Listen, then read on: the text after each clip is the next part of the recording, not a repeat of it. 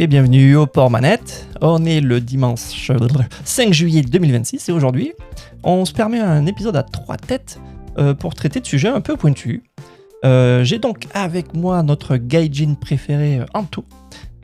Salut Anto. Bonjour Josian. Comment vas-tu Anthony? Ça va? Oui, et toi? Ça va très bien. Ça va, très beau temps aujourd'hui. La semaine dernière, on s'est tapé 2 typhons et un tremblement de terre, donc c'était plutôt sympa. Oui, c'est extrême. Ok. Et Ouais. de l'autre, je m'y attendais pas. Et de l'autre côté, donc j'ai le crieur de bonnes affaires en personne, j'ai Alexis. Salut Alexis. Salut tout le monde, ça va? Yes. Quoi de neuf Alexis de ton côté? Typhon, tremblement de terre? Non, je crois nous on ressort de canicule un petit peu, Ouais. comme tout le monde en France pour le coup. Ouais. Mais là, ça a l'air d'aller un petit peu mieux avant le retour des chaleurs. Ouais, tu remarques qu'Anthony d'ailleurs essaye de nous faire croire qu'il est encore au Japon en parlant de phénomènes climatiques qui nous concernent pas, mais bien joué Anthony. Tu nous auras pas. Ouais, allez, check. Allez, alors les gars, au programme cette semaine, on a en gros le paysage des consoles qui bouge sous nos pieds. D'un côté, on a PlayStation qui prépare sa mue avec le disque physique qui s'efface. Et de l'autre côté, il y a Xbox qui pourrait devenir le plus gros plan de coupe de son histoire, qui est en train de préparer là. Parce que c'est vrai d'ailleurs, qui pourrait être en train de faire le plus grand coupe de son histoire. Bref, avant de lancer l'encre au fond du bassin, là, le rituel maison, c'est à quoi on joue en ce moment. Et de mon côté, je suis encore un petit peu sur le Star Fox qui est sorti sur Switch la semaine dernière, je crois que c'était, je me souviens plus trop, qui est en fait très pratique pour lancer des petites sessions très courtes mais plaisantes sur Switch 2. Donc voilà, je m'amuse encore dessus, à essayer de trouver les différentes routes et voilà, sympa. Ton côté Anto, il y a quoi qui tourne dans ton PC? Alors moi, récemment, ces jours-ci, là, j'ai joué à 2 jeux. Alors, étant un grand fan, comme vous le savez, des Dead or Alive Beach Volley, Oui. j'ai décidé de tester le dernier qui était sorti, là, le Venus Vacation, qui est une sorte de gacha. Il n'y a plus de volleyball Et là-dedans. c'est scandaleux. Il y a du volleyball, mais tu joues même plus. C'est juste, tu regardes ce qui se passe. Et du coup, c'est le gacha le plus honteux auquel j'ai joué de toute ma vie. C'est absolument scandaleux. Donc, j'ai rapidement désinstallé. Ok. Et sinon, à part ça, j'ai aussi joué à un vrai jeu, Witcher 3. Ah, avec des extensions. Un petit peu à la bourre sur celui-là, mais Ouais, ouais, avec 15 toutes les extensions. 15 ans en retard. Mais alors attends, Plutôt pas mal. ton gacha là, en quoi il est scandaleux? Parce que c'est la thématique qui est scandaleuse ou c'est les pratiques gacha-esques qui le sont? Non, du Ou les coup, deux. la thématique, oui, bah, la thématique, je m'y attendais, c'est pour ça que j'y jouais, mais c'est plutôt les pratiques du gacha. Dans la plupart des gachas, si tu grindes, si tu joues beaucoup, tu peux potentiellement avoir accès à plus ou moins tout le contenu. Mais dans celui-là, il y a la plupart des costumes, les nouveaux costumes qui sortent, t'es vraiment obligé de les acheter avec du vrai argent. Oh là là. Et donc c'est ouais. Et c'est du gacha, le pire de ce qui se fait quand on parle gacha. Donc ouais, j'ai vite désinstallé. Très bien, très bon réflexe de survie de ta part. Anthony, je suis fier de toi. Ouais. Alexis, quoi de neuf de ton côté dans ta Switch 2, j'imagine? Ouais, bah, je pense que je vais quand même peut-être m'intéresser au Dead or Alive pour le coup. Vous avez non, vous avez fini, ouais. alors j'ai terminé Tuati. Alors c'est pas le même genre de jeu, hein. C'est Ouais. pas. Voilà. Donc je l'ai terminé. Il y a eu un test qui est disponible sur le site. Ouais. Et donc là, je suis en train de terminer aussi Observer, donc System Redux. Ouais. Donc voilà. Qu'est-ce qu'on peut attendre de ça? Un test aussi, un test écrit, Ouais. Même une pour pièce de Tuati, théâtre? je vais Qu'est-ce essayer que tu de. vas faire? Alors je pense qu'on pourrait peut-être mimer à 3 une scène de crime. Cool. Ça serait pas mal. Mais non, je vais essayer de taffer sur un test écrit, à minima. Puis peut-être celle de la vidéo aussi. Donc c'est pas mal. Pour Tuati, ça devrait arriver aussi une petite vidéo dessus. Coolos. Et du coup, tes voilà, impressions pour l'instant de Observer, ça donne quoi? Pour le moment, c'est vachement bien. Franchement, c'est vraiment pas mal. C'est assez dérangeant. C'est vraiment un type de l'horreur psychologique comme Bloober Team le faisait avant. Enfin, ils le font encore, hein, mais en tout cas, comme ils étaient bien connus pour ça, ils étaient réputés pour ça. Et là, franchement, c'est vraiment bien dérangeant. C'est aussi on entre accessible. vraiment dans la psychologie. C'est aussi accessible que leurs jeux récents ou pas? Alors, Alors, si tu joues par exemple à un jeu comme Chronos, on est vraiment sur quelque chose je vais pas dire de l'horreur un peu plus peut-être un peu plus traditionnel, mais là pour le coup, c'est vraiment peut-être plus dérangeant, ouais, vraiment Ouais, quand ok. le mot horreur psychologique est vraiment adapté en fait. Ok, Donc pour le coup, ouais. ok. Ok, bah du coup, si on a fait le tour un peu de voilà, ce qui se trame dans vos machines, on va lever l'encre si vous voulez bien. Et on va commencer avec le côté play. En gros, c'est une semaine qui raconte un peu la fin d'une époque. L'époque où on possédait vraiment ces jeux. Parce que en gros, le fil qui s'est déroulé là, cette semaine, c'est leur annonce comme quoi le physique disparaît. Sony a annoncé qu'à partir de janvier 2028, il y aura plus de disques pour les nouveaux jeux, au motif que les gens maintenant achètent de plus en plus en numérique. Et bon, on a eu la confirmation aussi que GTA 6 sortira vraiment sans disque. On avait parlé d'une rumeur la semaine dernière qui disait que peut-être une version physique sortirait vers Noël par là, mais en fait non, pas du tout. C'est un quiproquo avec un mail officiel Rockstar support qui en fait n'était pas ni précis ni officiel. Bon, bref. Donc c'est IGN qui a dû confirmer ça avec eux pour un peu faire taire ces rumeurs et qu'on comprenne un peu plus ce qui nous attend. D'après d'autres rumeurs côté Xbox, il y a la même chose qui se trame un petit peu, et le constructeur serait carrément même en train de tester une fonction qui permettrait de convertir une collection de jeux physiques en version numérique. Alors ce serait pour la prochaine console, ce serait pour la LX, mais ça permettrait de transférer sa licence physique en démat, quoi. Donc on n'a pas plus d'infos là-dessus, mais ça pourrait être une réponse intéressante à ce manque et à cette perte du jeu physique, quoi. Et donc, en fait, dans les mêmes communiqués, en même temps que Sony nous raconte qu'ils vont arrêter de presser des disques dans un an et quelques, ils nous racontent aussi que les boutiques online PS3 et PS Vita vont fermer progressivement là, dès cet été. Donc, bientôt, on n'aura plus moyen d'acheter le moindre contenu sur ces consoles-là. Ok, ça fait plus de 20 ans que ces serveurs tournent, mais voilà, c'est pas innocent dans le même communiqué où on nous dit que les jeux Play 5, Play 6 auront plus de disques dans un an et demi. En fait, on voit juste un aperçu de ce qui nous attend. C'est d'ici, je sais pas, 10-15 ans, on va peut-être aussi perdre ces stores-là, et puis on aura les mêmes questions à se poser. Comment je fais pour retrouver les jeux que j'ai achetés sur Play 5, PS4, etc. Vite fait aussi par rapport à cette histoire de Sony qui arrête de presser des disques, il y a une info qui vient avec, qui permet un peu de comprendre un peu cette annonce sous notre angle. C'est qu'en gros, l'usine Sony qui presse ces disques-là, c'est un site à eux qui sort aussi des CD, des DVD, des Blu-ray, donc tous leurs médias optiques. Et ce qu'on sait, c'est que dans cette usine, la presse de jeux vidéo, c'est presque la moitié de leur prod.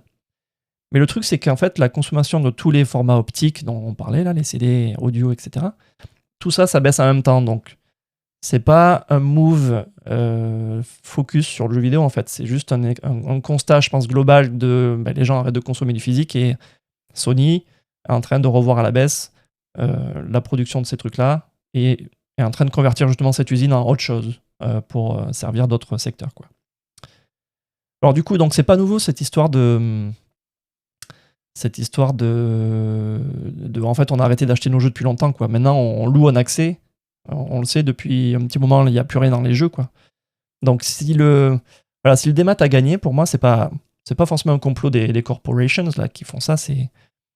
En vrai, c'est parce que c'est quand même ultra pratique. Il n'y a pas de boîte qui traîne, c'est patché directement. En termes d'accessibilité aux jeux, c'est carrément plus pratique.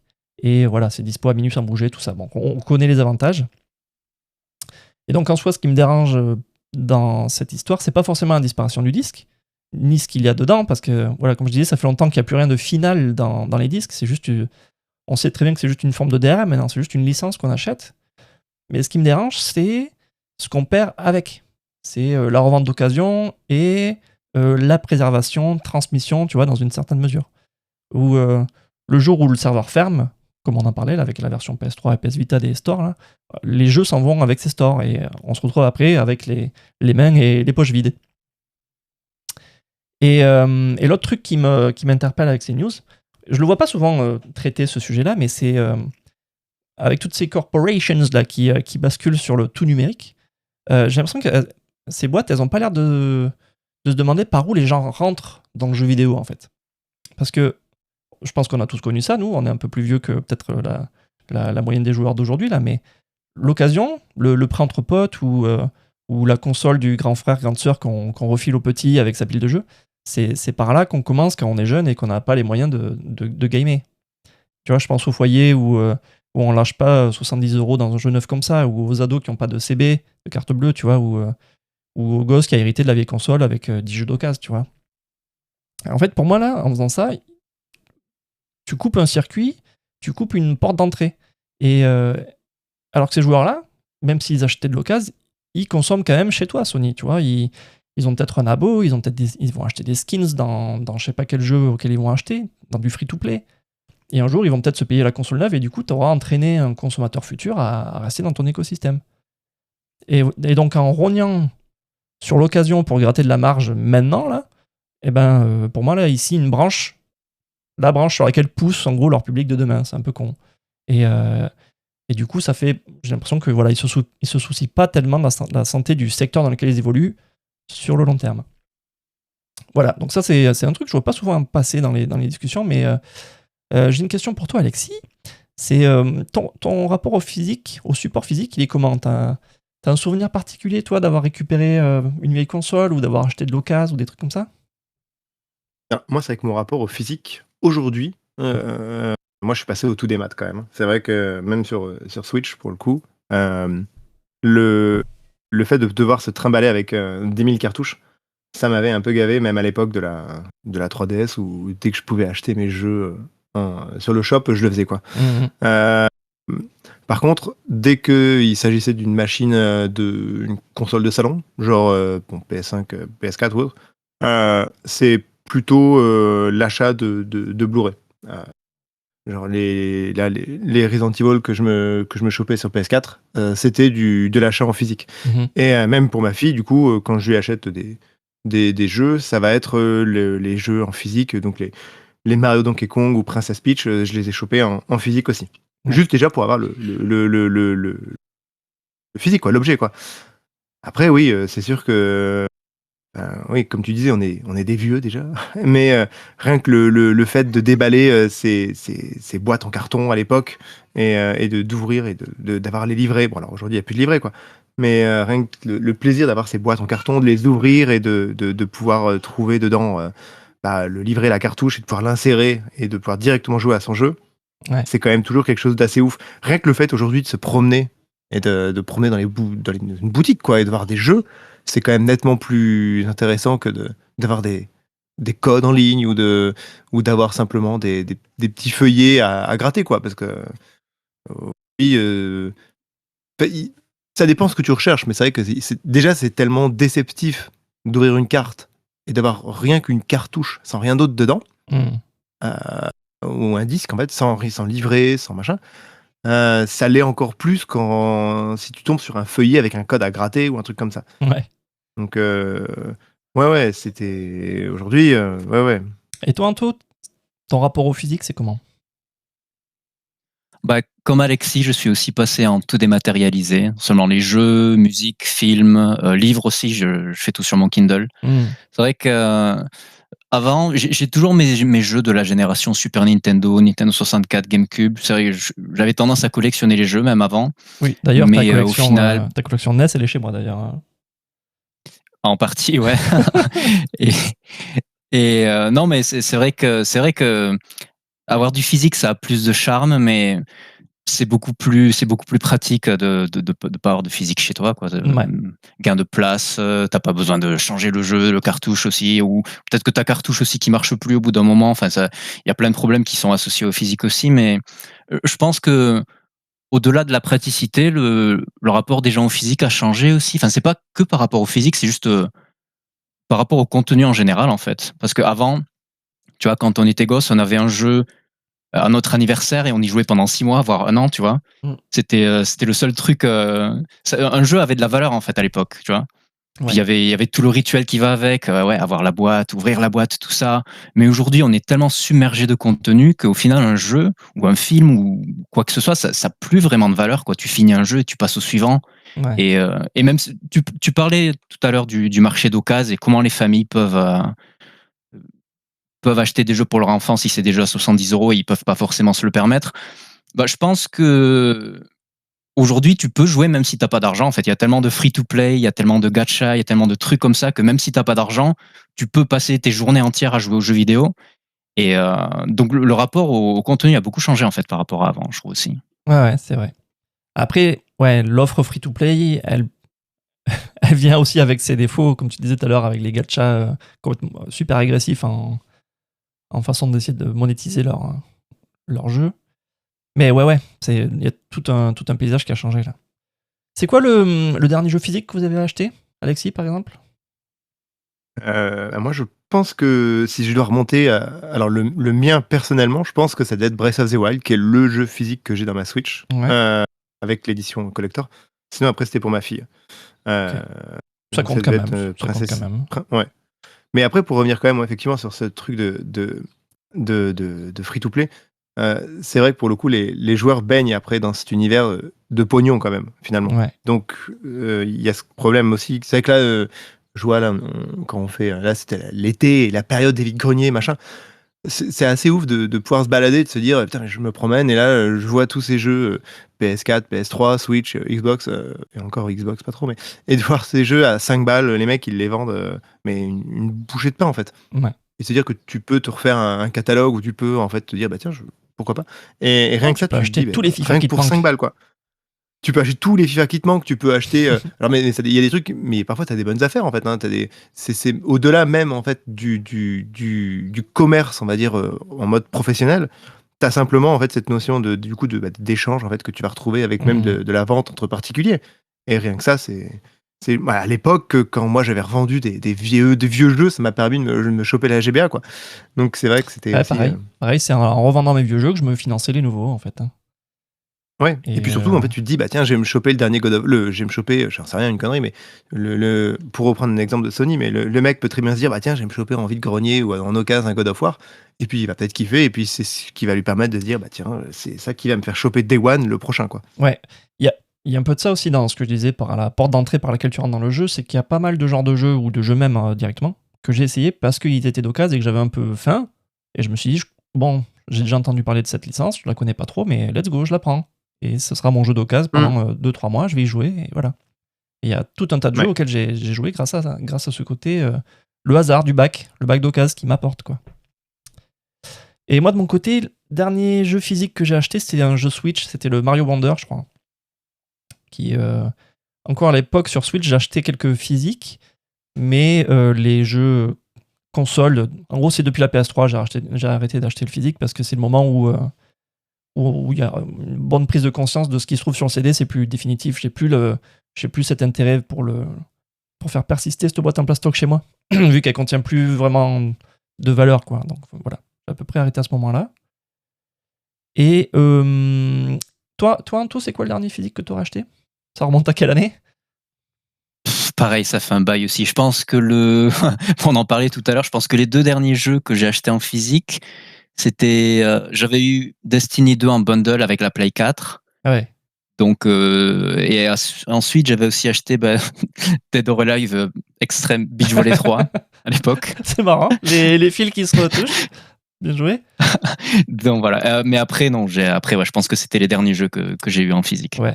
Après, toi aussi, t'as transité vers le PC un peu avant nous, je pense. Et du coup, t'as carrément, voilà, t'as passé ta vie sur Steam après ça, quoi. Oui, Yes. ma dernière console, c'était la Play 4. Donc, ouais. Ouais. Et du coup, tu vois, Alexis, le sujet des Game Keycards dont on parlait aussi. Alors, il n'y avait pas le pod à l'époque, mais on en parlait entre nous dans les open space et dans les couloirs. Les Game Keycards, ils ont l'air moins nazes maintenant. Hein, même si Sony vend des codes dans les boutiques, j'attends de voir en 2028 à quoi ça va ressembler, mais pour moi, c'est Nintendo qui aura le champ libre avec ses boîtes sur les étagères et dans les bacs d'occasion. Tu vois, tu vas rentrer dans Micromania et tout va être rouge, quoi. Ouais, bah, le truc, c'est qu'en fait, en faisant ça, enfin, en tout cas, en faisant son move, Sony, en fait, ils vont encore un peu plus loin parce que pour le coup, ils vont d'une part buter l'occasion, ils vont forcer les gens à lier leur jeu au compte, en fait, ce que ne fait pas les Game Key Cards, quoi. Ouais. Et alors, parce que les Game Key Cards, faut quand même télécharger le jeu, quoi. Hein. Et Et en fait, le truc qu'il y a, c'est que ben, sans rien faire, en fait, finalement, Nintendo, bah, c'est un peu pas les gentils, mais c'est un peu les moins méchants, on va dire. Ouais. Et surtout que bah, ces Game Keycard, on a quand même il y a quand même des stats qui sont faites, bah, surtout depuis encore une fois ce qui se passe avec Sony, c'est que les productions il y a toutes ces questions de capacité, quoi. Mais les productions de cartouches plus petites permettraient en fait aux éditeurs, enfin plus petites et moins chères, permettraient aux éditeurs en fait de se fournir et de fournir des cartouches avec des jeux complets. Donc sans passer par des game keycards. Et donc potentiellement, bon bah effectivement, de rogner un peu sur leur marge, mais d'en vendre davantage. Donc les gens sont quand même plus. Là, je crois qu'on avait un ratio, je crois qu'ils montraient, on avait à peu près un ratio de 70-30 en faveur des game keycards à la sortie. Ah ouais. Là, on est quand même sur du quasiment 50-50. Ok. Donc petit à petit, voilà, les éditeurs quand même prennent conscience, enfin en tout cas certains prennent conscience que bah, ça a un intérêt, ça a un impact pour certains joueurs. Ceux qui s'en foutent bah, continueront de prendre en démat, quoi. Ouais. Mais au final, ceux qui veulent vraiment des jeux sur cartouche, bah, ils sont prêts parfois à raquer 10 balles de plus pour avoir le jeu sur cartouche, quoi. Ça se demandait d'ailleurs si les prochaines consoles Sony et Xbox, est-ce qu'ils pourraient pas inventer une espèce de petit format intermédiaire comme ça qui ressemblerait à un dongle USB là, que tu mets dans ta console et elle est là ta licence et c'est ce truc-là que tu peux continuer à revendre ou à prêter, quoi. Ce serait peut-être après entre deux malins. Le truc qu'il y a, c'est que les jeux, en fait, les fameux Blu-ray in the... les codes in the disc. Mais les codes in the disc, voilà, les Blu-ray keycard, on va dire, c'est des trucs qui existent un peu déjà, quoi. T'as déjà des Blu-ray qui sont quasiment vides. Mais s'ils font ça, à mon avis, s'ils dégagent les disques, c'est que leur prochaine console, ils veulent même plus entendre parler de lecteur de disque. Tu vois, si jamais c'est une version portable comme les rumeurs le disent, on comprend qu'il n'y a pas la place pour foutre un disque là-dedans, quoi. Donc, oui, c'est pour purement et simplement virer en fait le lecteur. C'est pas en fait c'est pas l'abandon. En fait, c'est pas. Il y a peut-être des problèmes de stockage, il y a peut-être des problèmes de trucs, mais c'est pour clairement dégager le support physique. Il y aura pas autre chose. À mon avis, c'est simplement je pense aussi, que ça va. C'est un peu dommage. Anto, toi qui joues sur Windows, donc comme on le disait, la rumeur dont on parlait là, avec le système de conversion de licence physique en licence numérique que Xbox est en train de faire cuire là. Peut-être que, imagine si tu peux scanner tes jeux Dead or Alive et les ajouter à ta librairie Xbox sur PC, ça t'intéresserait, ça? Bah ouais, forcément, si on peut faire ça, ça serait assez intéressant, mais c'est quand même assez mystérieux toute cette rumeur-là, parce que du coup aussi, d'après les dernières rumeurs, la prochaine console de Microsoft n'aurait pas non plus de lecteur, CD, Blu-ray ou quoi que ce soit, DVD. Donc du coup, ce serait simplement pour dématérialiser les jeux des générations précédentes. Ouais. Je trouve ça un peu étrange et je sais pas si ça vaut vraiment l'investissement de faire ça, quoi. Ça me paraît un peu étrange. Et pareil, on pourrait se demander, est-ce que Sony pourrait faire un truc du même genre? Est-ce qu'il pourrait permettre aux gens de convertir leur collègue physique PS5 en quelque chose de démat prêt à l'emploi pour la PS6, quoi. Bon. Et du coup, on continue du coup sur le même sujet, mais avec un chiffre là pour poser la suite du décor. Parce qu'aux US, il y a la Video Game History Foundation. Donc c'est une asso qui archive l'histoire du jeu et les jeux. Elle a sorti une étude qui raconte que 87% des jeux sortis avant 2010 ne se vendent plus nulle part, ni en boutique, aucun store, nulle part. Et le truc un peu ouf, c'est que les quelques bibliothèques dans ce genre là qui conservent ces jeux, elles n'ont pas le droit de les prêter. Alors qu'elles peuvent le faire sans problème pour un bouquin ou un film. Le jeu, lui, il est protégé par des lois tu peux pas la redistribuer de cette manière-là. Donc le résultat, c'est pour jouer à une grande majorité des jeux légalement aujourd'hui, il n'y a pas de moyen. Tu peux pas. Il reste l'occasion ou l'émulation. Et donc là, on tombe sur le sujet qui fâche un peu les grosses corporations, c'est le piratage. Parce que normalement, copier un jeu qu'on possède, la loi, ça, elle prévoit ce truc-là, c'est la copie privée. Sauf que sur du démat, le démat bardé de DRM, ce droit-là, il marche plus, il vaut plus grand-chose. Et alors du coup, le seul endroit où des milliers de jeux abandonnés restent jouables, c'est les émulateurs ou les copies qui circulent dans les recoins sombres du web. Et donc ça veut dire que les gens que l'industrie traite en pirate, en fait, ils continuent de faire gratos en gros le travail d'archivage que les éditeurs et les distributeurs là, refusent d'assurer. Et du coup, quand un jeu se vend plus nulle part, qu'aucune bibliothèque n'a le droit de te le passer, et que les plateformes ont l'air de s'en ficher, Pour moi, j'ai zéro problème avec la personne qui en garde une copie pour voilà, reparcourir un petit bout d'histoire de son côté quand elle veut, quoi. Et donc, on peut appeler ça du piratage, mais dans les faits, c'est la seule archive qui reste, quoi. Et du coup, Alexis, pour toi, télécharger un jeu qui se vend plus nulle part, qu'aucun service ne veut garder en vie, tu penses que c'est du piratage, tout, ou de la préservation? Est-ce que ça devrait pas être aux éditeurs de garantir un peu cette pérennité, de s'assurer que le jeu reste jouable, pour qu'on n'ait même pas à se poser cette question? Alors pour le coup, ça c'est un peu. Il y a quand même deux trucs, je trouve. Enfin, il n'y a pas que deux trucs, mais c'est vrai que si on peut télécharger encore toujours. Il y a des jeux qu'on peut toujours télécharger. On peut télécharger 1000 fois un jeu. Mais il y a toujours des jeux qu'on peut télécharger, je pense. Mais il y a aussi surtout le matériel d'origine aussi. Ouais. Ça va sur PC, on peut souvent compter sur la communauté pour faire des trucs. Mais, sur PC, tu mais peux par compter exemple, sur la commu, et tu peux compter aussi sur la rétrocompat du PC, c'est ça. par nature, Ouais. quoi. Ouais. Mais par contre, sur les consoles, c'est vrai que même si les stores parfois les stores généralement sont maintenus, même s'ils ferment, ils ont quand même souvent des petites interfaces pour permettre de les télécharger ou de voilà. On peut par exemple, le truc tout con, mais on peut par exemple se connecter à la Wii, les stores de la Wii pour télécharger les jeux qu'on a achetés. Mais Ouais. il faut une Wii. C'est-à-dire que je peux pas dire, je vais me connecter, j'ai acheté un jeu à 10 balles sur Wii, je veux le récupérer sur la Switch. Non, c'est pas possible.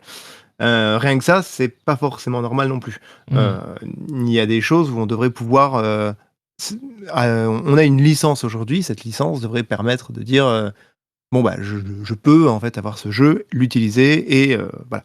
Ouais. Quitte à foutre de l'émulation, un truc comme Tout ça. à l'heure, tu nous parlais des CGU hors antenne.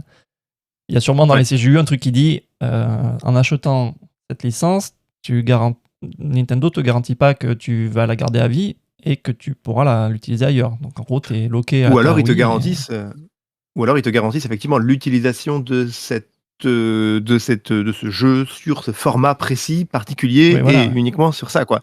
Comme tu vas acheter un jeu sur Steam, ils te garantissent l'utilisation de ce jeu dans l'état où tu l'achètes, avec la configuration, ou peut-être même qu'ils te le garantissent pas, en fait. Peut-être que, à mon avis, c'est pour ça que sur PC, ils peuvent pas forcément te garantir que ça va fonctionner tout le temps aussi avec tout ça.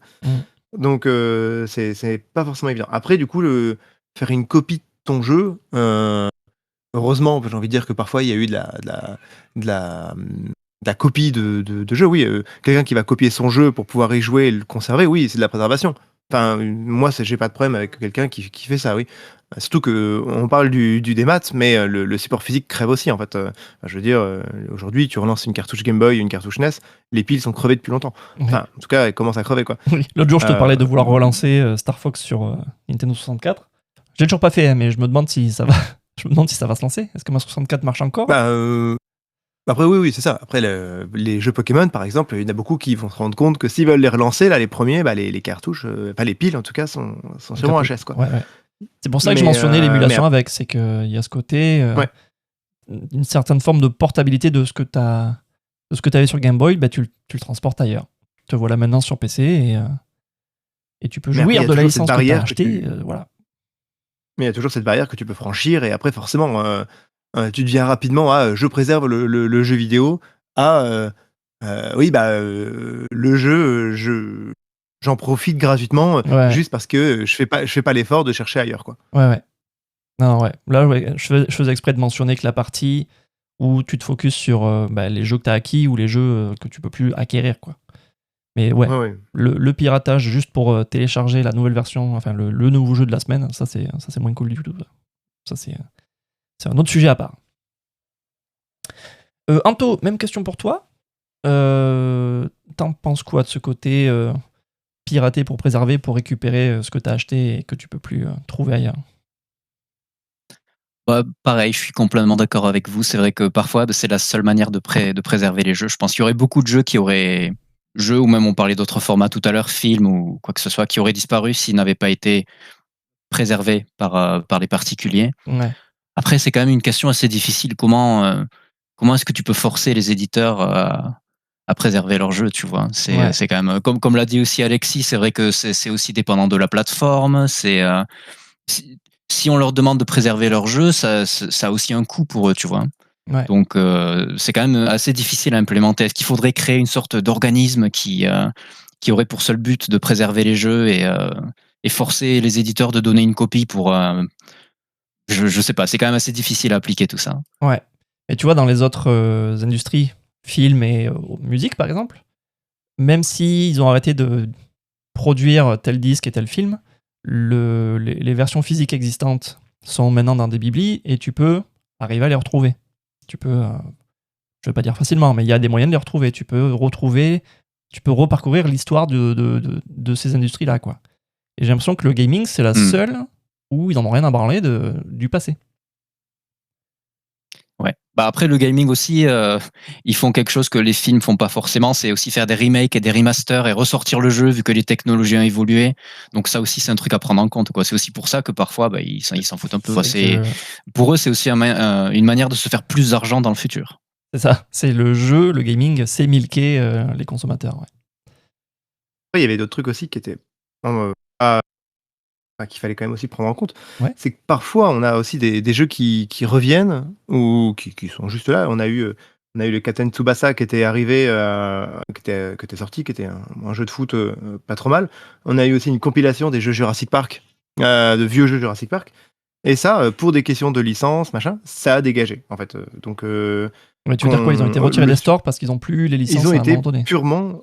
Ouais, ils ont été purement et simplement retirés des stores. Donc, il fallait uniquement posséder la cartouche. Sinon, on était complètement... enfin, en tout cas, si on l'avait acheté, c'était bon. Mais sinon, c'était foutu, quoi. Donc, ouais, c'est pareil. En fait, là, un éditeur peut, pour des questions de licence, retirer purement et simplement son jeu d'un store sans prep. Bah. Il balance un message sur Twitter. Merci, bisous, ça va virer. Cette semaine, il y a eu la même chose chez Sony, côté film, où je sais pas si tu as vu la news, oui. où tu as eu plusieurs centaines de films Studio Canal qui ont été retirés parce qu'ils n'ont plus la licence d'exploitation de ces films-là. Et donc, c'est même pire. C'est des films que tu as achetés sur le store Play, quoi. Tu as cliqué sur un bouton qui disait acheter. Il n'y avait pas écrit louer, il n'y avait pas écrit. Voilà, il y avait écrit acheter.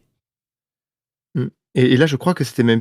Alors, je crois encore une fois avec des. Mais je crois que contrairement aux jeux, du coup, où tu pouvais quand même au moins les télécharger si tu les avais achetés, je crois que pour les films, là, c'était foutu. Ouais, ces films, ils sont retirés de ta biblia, toi. Tu peux même plus les redémer. Voilà. Donc, ça, je trouve que là, c'est même le pire move, quoi. Ouais. Donc, il y a des. Franchement, il y a du. Peut mieux faire, quoi. Peut mieux faire carrément. Est-ce que ça vous va? Est-ce que vous voulez qu'on clôture ce chapitre? On va voir ce qui se passe chez Xbox. Ouais, allez. Parce que voilà, on vient de voir Sony qui essaie de construire une suite qui a une drôle de gueule. Mais en face, il y a... Ça sera mieux. En face, ça a l'air d'être beaucoup mieux. Voilà, parce qu'on va enchaîner avec Xbox qui, d'après un rapport, ça raconte que Microsoft sera en train de préparer une annonce là, qui pourrait être en gros le plus gros plan de licenciement jamais vu dans le jeu vidéo. Donc il n'y a rien d'acté officiellement, mais rien que la rumeur suffit à semer le trouble dans toute l'industrie. Et donc dans les studios qui sont cités comme menacés par ce move là, il y a du studio prestigieux quand même. Il y a Arkane avec l'annulation de la possible annulation de leur jeu Blade.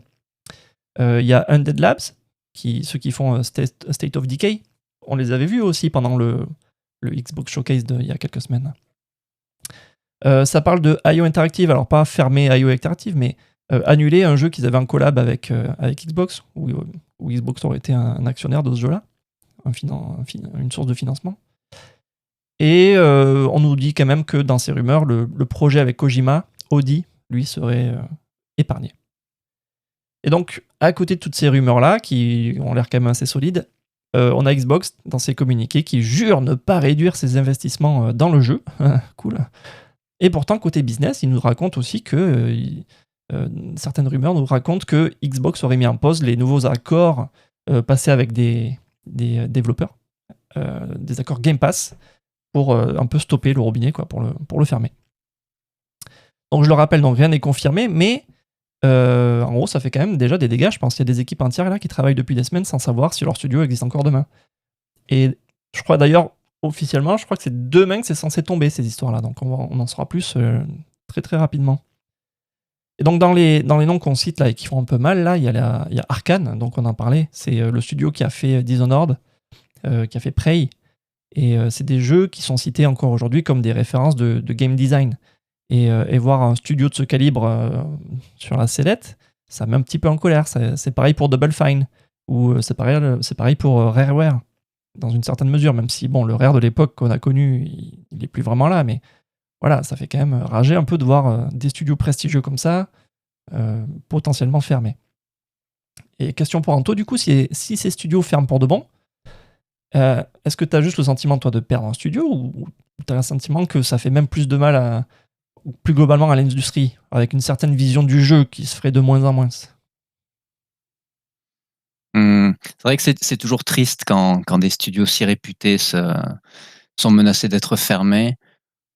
Si on regarde, tu as parlé d'Arkane par exemple, si ils sont connus pour Dishonored, Prey, ce genre de jeu, mais si on regarde niveau vente, leur jeu qui a rencontré le plus de succès, c'était Deathloop, tu vois, un FPS. Ah ouais, je vois, ouais. Donc tu vois, quand Microsoft voit ça, ils se disent bon, maintenant vous arrêtez de faire des jeux comme Dishonored et Prey, et puis vous faites des FPS, vous faites des jeux qui marchent, quoi, parce que nous on a envie de se faire de l'argent. Ouais. Donc malheureusement, oui, ça va entraîner les studios, je pense. Les studios, s'ils ont envie de survivre, ils savent qu'ils vont devoir faire des jeux moins intéressants peut-être, mais qui seront plus susceptibles de faire de l'argent. Donc ça, c'est négatif pour l'industrie en général, oui, parce que du coup, ça va pousser, même si c'est pas forcément un ordre qui leur est donné directement, ça va pousser les studios et les développeurs à se la jouer safe, quoi. Donc, Ouais. je pense que c'est pas bon du tout. Ouais. On le constate tous les jours, hein, de toute façon. La plupart des innovations de design ou de gameplay, c'est côté indé. Alors, on va arrêter d'appeler ça indé peut-être un jour, mais c'est côté indé qu'on le trouve, quoi. Et ouais, tu parlais d'Arkane qui avait qui avait plus fait de ventes avec son jeu là.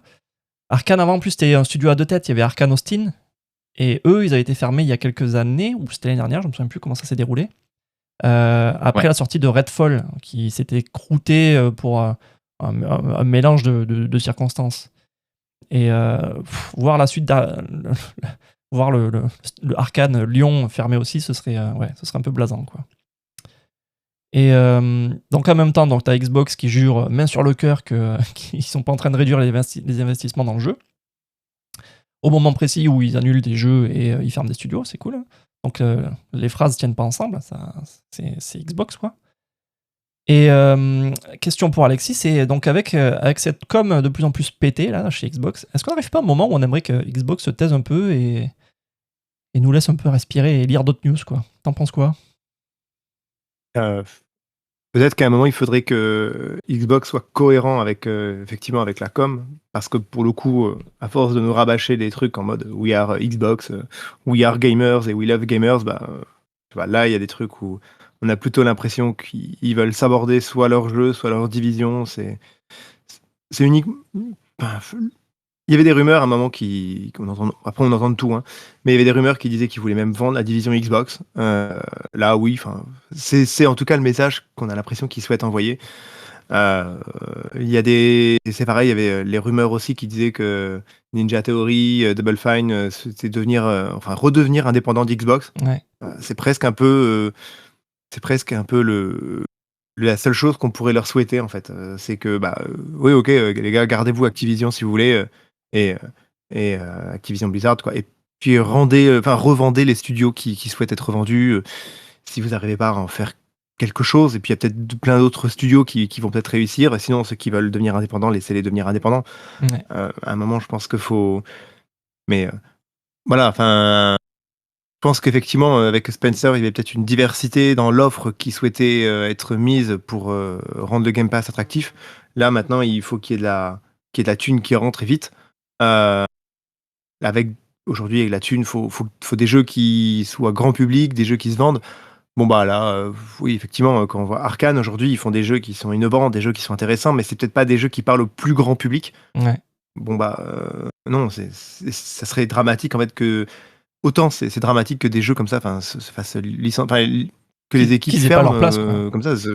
Ouais, mais c'est le message qui est envoyé à l'industrie, c'est si Microsoft peut se permettre de faire ça et que personne ne dit rien, c'est surtout ça, en fait. On a permis à Microsoft de faire des plus gros achats possibles, et si après, 2 ans après, on leur dit les gars, c'est bon, fermez tout, fermez, licenciez. Ouais. Tu te dis, mais c'est pas possible. Enfin, en fait, c'est quoi la prochaine étape? En fait, c'est Enfin, je pense que non, il faut dire à Microsoft, bah, non, mais non, vous ne pouvez juste pas faire ça. Vous avez fait l'achat de Activision, je sais plus combien c'était en 40 combien de milliards milliards, mais 40.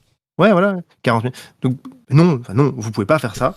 Vous devez, ou alors vous filez au taquet de thunes au studio que vous fermez. Vous voulez fermer Arcane, par exemple, bah non, vous leur filez 10 milliards, vous les rendez indépendants et voilà. Mais non, enfin, c'est pas possible, quoi. C'est juste pas possible de faire ça, en fait. Ouais, c'est ouf.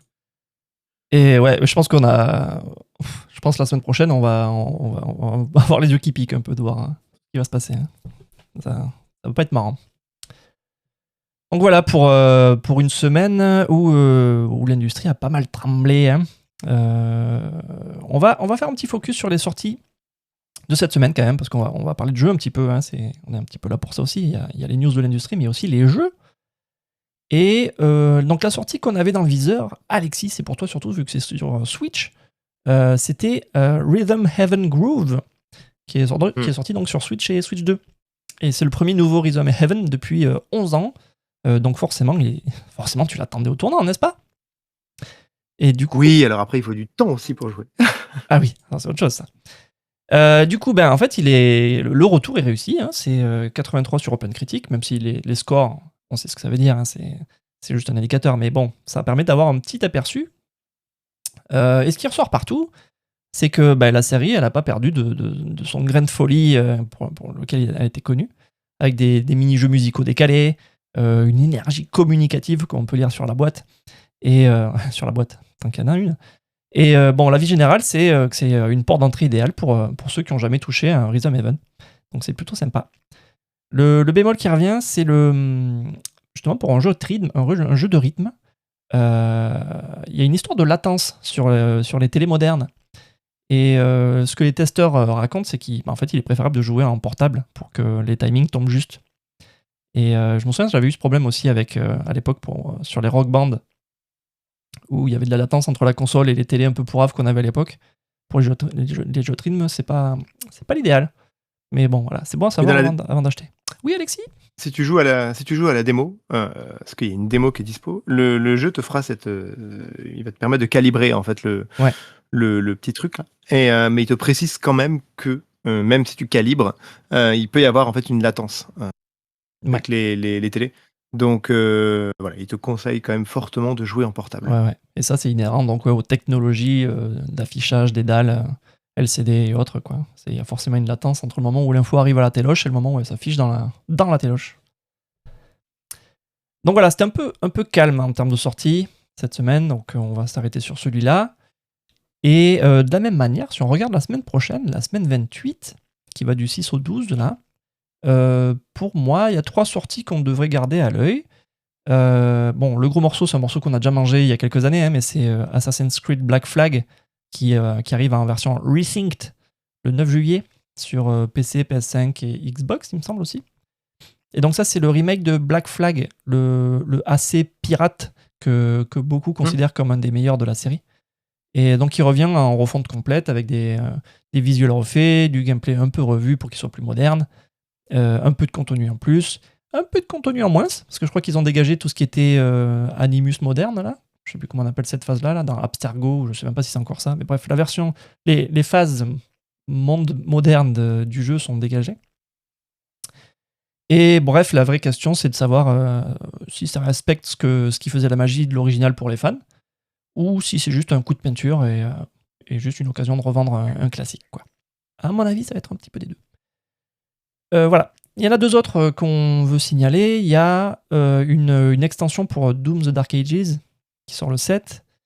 Donc c'est une extension campagne pour ceux qui ont, à mon avis, qui ont retourné le jeu de base et qui en veulent encore.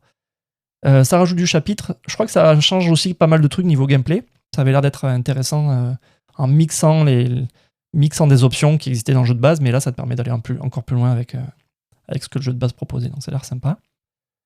Et le 3e pour Alexis, voilà, c'est un jeu Digimon.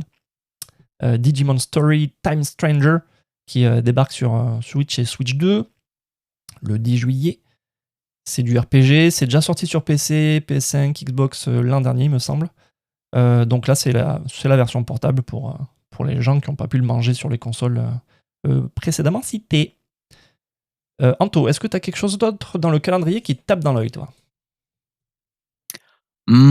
Pas forcément. Assassin's Creed m'intéresse aussi parce que celui-là, je l'ai pas fait, donc ça pourrait être une bonne opportunité. Après, niveau RPG, Grand Blue Fantasy qui pourrait être sympa aussi. Ouais. À part ça, pas grand-chose, non. Grand Blue, ouais, c'est du RPG tour par tour ou c'est du action, ça? T'en avais déjà fait un? Non, j'ai jamais fait ça, Ouais. donc c'est pour ça il a l'air sympatoche celui-là, donc Ça pourrait être l'occasion. pourquoi Ouais. pas. Et toi, Alexis, il y a quoi dans le calendrier à part ces trois-là qui t'évoquent des pulsions acheteuses? Meurtrière. C'est Ah, vrai oh. que la semaine est. Oh, pas quand même. Non, la semaine est un peu calme. J'avoue que ce qui m'intéresse presque plus, c'est de voir quand même l'accueil que va avoir un Assassin's Creed. Ouais. Plus que le jeu lui-même. Ouais, un peu pareil. Ouais.